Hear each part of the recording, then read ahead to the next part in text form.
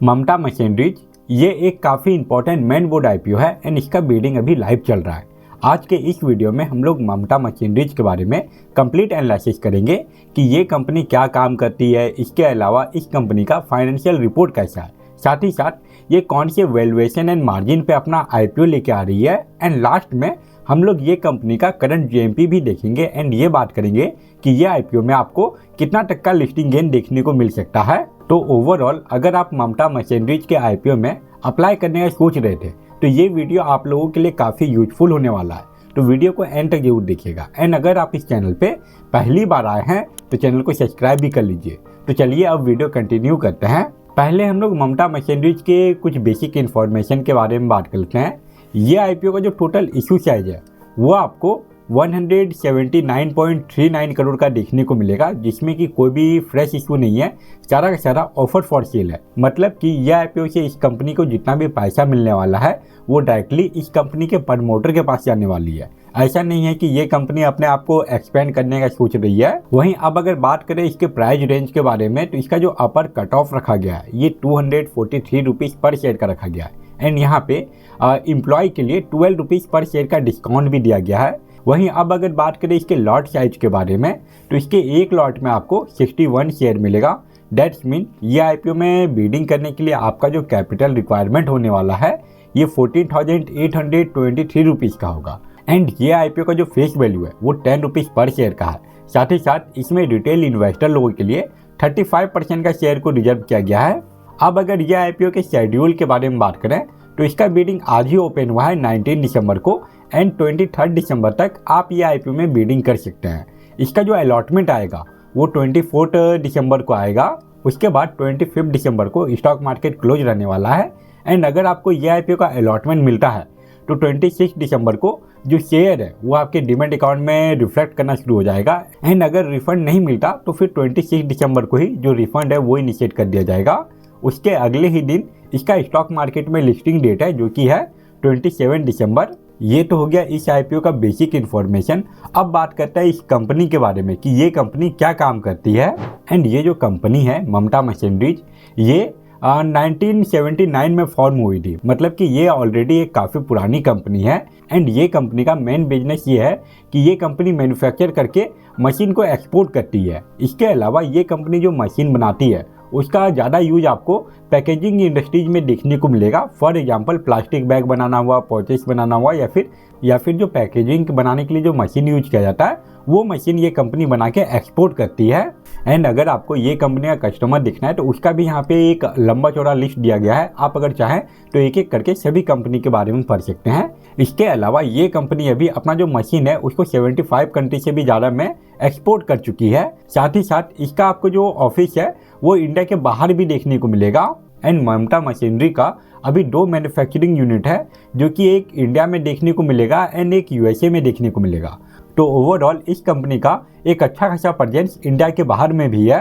तो ये सारे इन्फॉर्मेशन देख के आई होप आपको ये आइडिया लग गया होगा कि ये कंपनी क्या काम करती है। अब आते हैं हम लोग इस कंपनी के इम्पोर्टेंट पार्ट पे। इस कंपनी का फाइनेंशियल रिपोर्ट भी देख लेते हैं। इसके फाइनेंशियल रिपोर्ट में जो डाटा दिया गया है ये 2022 से लेके 2024 तक का कंप्लीट डाटा दिया गया है। इसके अलावा फाइनेंशियल ईयर 2025 का Q1 का डाटा दिया गया है, मतलब कि ये 3 मंथ का डाटा है। अब अगर हम लोग इसका रेवेन्यू देखें तो 2022 में इसका रेवेन्यू 192 करोड़ का था जो कि 2024 में इंक्रीज होके 236 करोड़ से भी ज़्यादा पहुंच चुका है। तो इसके रेवेन्यू में हम लोगों को इंक्रीमेंट देखने को मिल रहा है बट ये इंक्रीमेंट उतना ज़्यादा नहीं है। वहीं बात करें इसके नेट इनकम के बारे में तो इसका जो नेट इनकम है वो 2022 में 21.70 करोड़ का था। 2023 में इसमें ज़्यादा इंक्रीमेंट देखने को नहीं मिलता है बट अगर 2024 के बारे में बात करें तो उसमें हम लोगों को एक अच्छा खासा ग्रोथ देखने को मिला था एंड ओवरऑल 2024 का जो इसका नेट इनकम है ये 36.13 करोड़ का था। इसके अलावा इसका जो प्रॉफिट आफ्टर टैक्स मार्जिन है वो भी हम लोगों को ठीक ठाक ही देखने को मिल रहा था। ओवरऑल इस कंपनी में 2022 से लेकर 2024 के बीच में एक अच्छा ग्रोथ देखने को मिला है। बट वहीं अब अगर हम लोग फाइनेंशियल ईयर 2025 का Q1 के डाटा के बारे में बात करें तो 3 मंथ में ये कंपनी अभी सिर्फ और सिर्फ 27 करोड़ का ही रेवेन्यू जनरेट की है एंड अगर ये कंपनी पूरे साल भर ऐसे ही ग्रो की जैसा कि ये Q1 में ग्रो की है तो इस साल का जो इसका रेवेन्यू आने वाला है ये आपको 110 से लेके 115 करोड़ का ही देखने को मिलेगा, जो कि पिछले साल के रेवेन्यू का आधा है। वहीं अगर बात करें इसके नेट इनकम के बारे में, तो पिछले 3 मंथ में ये कंपनी का जो अभी नेट इनकम है ये आपको सिर्फ और सिर्फ अभी 22 लाख का ही देखने को मिल रहा है। एंड अगर ये कंपनी पूरा साल भर ऐसे ही ग्रो की तो ओवरऑल इसका जो नेट इनकम आने वाला है वो आपको 1 CR से भी कम ही देखने को मिलेगा। एंड अगर हम लोग इसका प्रॉफिट आफ्टर टैक्स मार्जिन देखें तो 2024 में इसका जो प्रॉफिट आफ्टर टैक्स मार्जिन है ये 15.27% का देखने को मिल रहा था।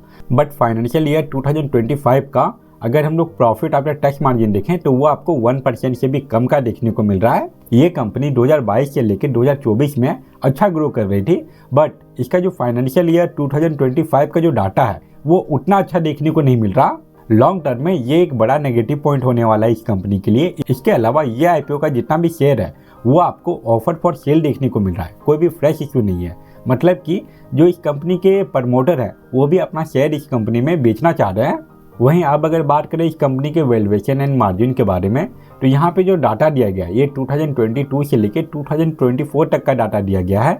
एंड ये टाइम पीरियड में ये कंपनी लगातार ग्रो ही कर रही थी, बट फाइनेंशियल ईयर 2025 का जो Q1 है उसमें ये कंपनी उतना अच्छे से ग्रो नहीं कर रही है। तो ओवरऑल यहाँ पे जो डाटा दिया गया है उसमें हम लोगों को ये कंपनी अच्छा ही दिखने वाला है। अगर बात करें इसके EPS के बारे में तो वो हम लोगों को ऑलमोस्ट 15 के आसपास देखने को मिलेगा। साथ ही साथ इसका जो PE रेशियो है वो आपको 16.59 के आसपास देखने को मिल रहा है। वहीं अब अगर बात करें इसके ROCE के बारे में तो उसमें भी ये 31% से भी ऊपर का है, तो ये भी अच्छा ही देखने को मिल रहा है। एंड अगर EBITDA परसेंटेज के बारे में बात करें तो वो भी हम लोगों को 20% के आसपास देखने को मिल रहा है। साथ ही साथ इसका जो डेट टू इक्विटी रेशियो है वो भी बिल्कुल ना के बराबर है। ओवरऑल इसका जो वैल्यूएशन एंड मार्जिन है उसमें हम लोगों को कोई भी मेजर इशू देखने को नहीं मिल रहा है। बट ये जो डाटा है ये फाइनेंशियल ईयर 2024 तक का ही है। एंड फाइनेंशियल ईयर 2024 तक ये कंपनी काफ़ी अच्छा परफॉर्म की थी, बट फाइनेंशियल ईयर 2025 का जो Q1 का डाटा है उसमें ये कंपनी अच्छा परफॉर्म नहीं कर रही। तो अगर किसी को इस कंपनी में लॉन्ग टर्म के लिए इन्वेस्टिंग करना है तो उसको थोड़ा सा वेट करना चाहिए। उनको जो है ना फाइनेंशियल ईयर 2025 का कंप्लीट डाटा आ जाने का वेट करना चाहिए, उसके बाद ही इस कंपनी में पैसा लगाना चाहिए। क्योंकि जैसा इसका Q1 का डाटा देखने को मिल रहा है वो सबको देखते हुए आपको इस साल ये कंपनी में उतना ज़्यादा ग्रोथ देखने को नहीं मिलेगा। वहीं अब अगर ये बात करें कि ये कंपनी शॉर्ट टर्म में कैसा है, तो उसके लिए मैं आप लोगों को ले आया हूँ इसके करंट GMP पे। एंड इसका जो अभी का करंट GMP चल रहा है ये 200 रुपीज़ का चल रहा है। ओवरऑल अगर GMP परसेंटेज के बारे में बात करें तो ये 82% से भी ज़्यादा है। एंड लगातार इसके GMP में हम लोगों को इंक्रीमेंट ही देखने को मिल रहा है। जैसा ये IPO का GMP है वो सबको देखते हुए यही लग रहा है कि ये IPO में आपको अच्छा खासा लिस्टिंग गेन देखने को मिल जाएगा। तो वैसे इन्वेस्टर जो कि IPO में सिर्फ और सिर्फ लिस्टिंग गेन के लिए अप्लाई करते हैं या फिर शॉर्ट टर्म के लिए अप्लाई करते हैं, तो उन लोगों के लिए ये IPO काफ़ी अच्छा है। शॉर्ट टर्म में ये IPO में आपको काफ़ी अच्छा लिस्टिंग गेन देखने को मिल सकता है। बट अगर आप लॉन्ग टर्म के इन्वेस्टिंग के लिए सोच रहे हैं तो आपको यहाँ पे थोड़ा सा केयरफुल होना चाहिए। तो ये था ममता मशीनरी IPO का कंप्लीट एनालिसिस। आई होप आपके लिए ये वीडियो यूजफुल रहा होगा। एंड अगर आपको ये वीडियो यूजफुल लगा तो वीडियो को लाइक जरूर करें। इसके अलावा अगर आप इस चैनल पर पहली बार आए हैं तो चैनल को सब्सक्राइब भी कर लीजिए, क्योंकि मैं ऐसे ही स्टॉक मार्केट एंड IPO के रिगार्डिंग डेली अपडेटेड वीडियो लेके आते रहता हूँ। फिलहाल इस वीडियो को यहीं पे एंड करते हैं। Thank you for watching this video.